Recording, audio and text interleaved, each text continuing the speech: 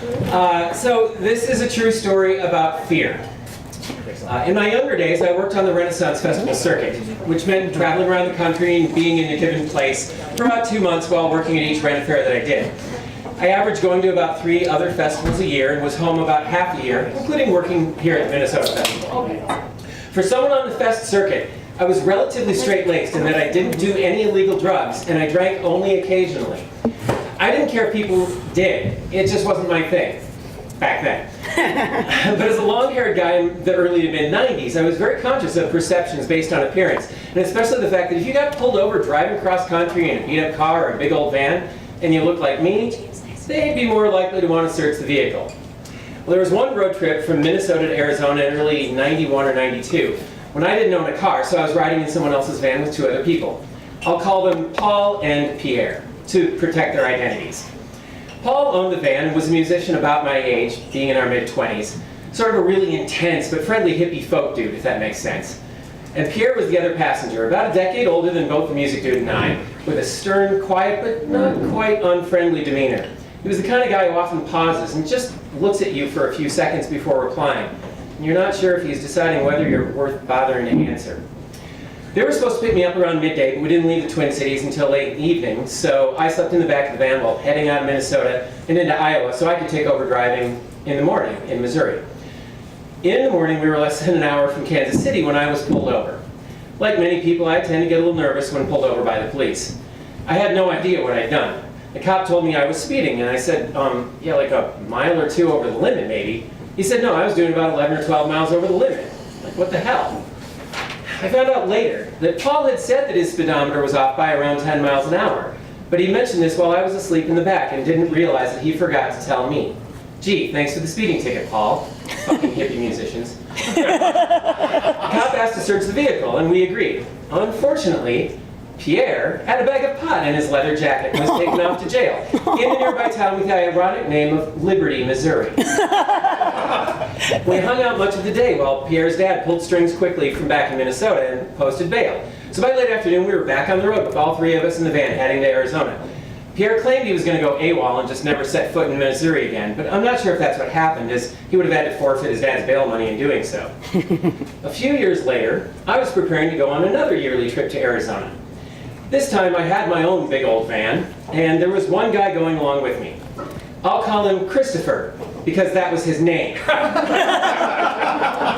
Christopher was a big fat gay guy. I'm not being negative or insulting in calling him fat, it's just a statement of fact like his being gay. He had long hair and a beard, he was really smart, geeky, and extremely funny. I also knew that Christopher did some drugs. Christopher had heard the story of my trip with Paul and Pierre before, and I reiterated this to him before leaving to make sure he understood how important it was to not bring drugs on this trip. He agreed and said the only thing he was bringing was a single pipe, which had been meticulously scrubbed clean, and that it was inside a Tupperware container and buried in his huge duffel bag of clothes, so I was okay with that. We made it past Liberty without a problem, so that was a win. We took US Highway 54 out of Wichita. US 54 is known as the trucker's shortcut, as it shaves a lot of miles off the trip by angling across part of Kansas and then the Oklahoma and Texas panhandles. Well, I was sleeping in the back when Christopher woke me up to tell me we were being pulled over in Oklahoma. Turns out he was speeding. The trooper saw 2 long-haired guys and said something like, I think I smell something funny. I'd like to search the vehicle. I was nervous because, you know, it's a cop situation, but I knew that what he said was bullshit because I'd owned that van for a year or 2. I didn't smoke anything, pot or otherwise, and I knew the previous owners also didn't smoke at all. But I wasn't savvy enough back then to know quite what to say, and I didn't know if refusing could be taken as probable cause to search anyway. And I'd talked to Christopher about it, so I knew we didn't have anything with us, right? So I said yes.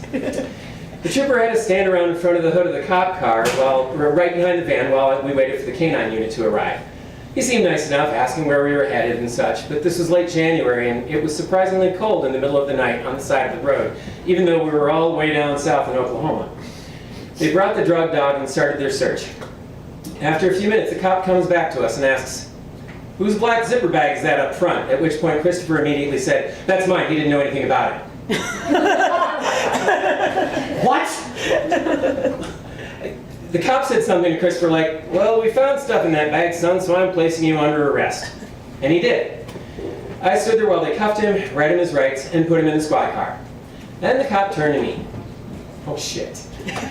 He said, here's the deal, son. I can impound your vehicle and everything in it, but I actually believe you didn't know he had anything with him, so I'm going to send you on your way. I was still in kind of a daze, but I thanked him.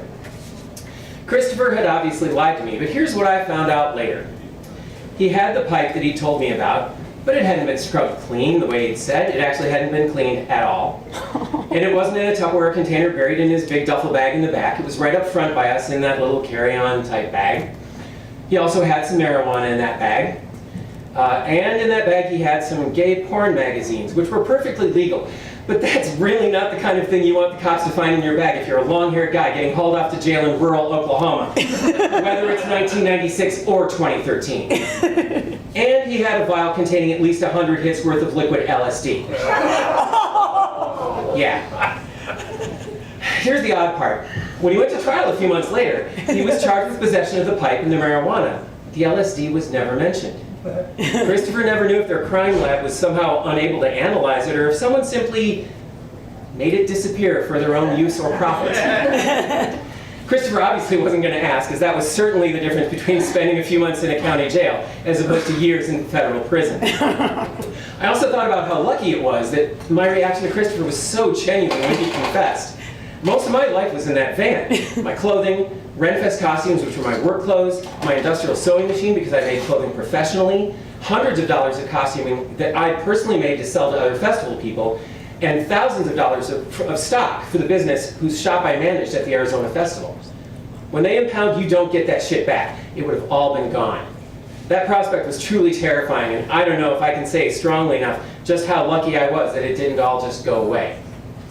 And the moral of the story, the really important thing I need you all to know, never, ever take illegal drugs on a cross-country road trip with me. Because if you do, we will get pulled over, they will find the drugs, and you will go to jail.